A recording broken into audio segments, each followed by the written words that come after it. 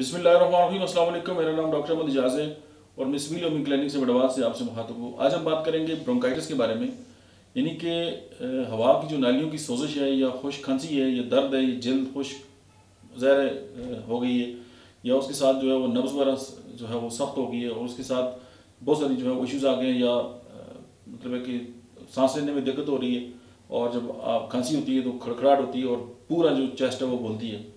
तो जब ब्रोंकाइटिस होता है तो होम्योपैथी की अद्वियात, एक तो ये कि कोई भी क्रॉनिक अगर कंडीशन नहीं है और एक्यूट जो है वो सिम्टम अगर हैं तो आप एकोनाइट को ज़रूर याद रखें।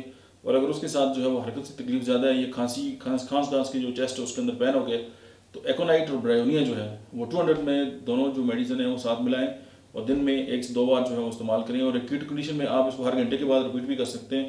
तो मुझे उम्मीद है कि आप विद इन फ्यू आवर्स जो है आप अपने आप को बहुत बेहतर महसूस करेंगे। Thank you very much.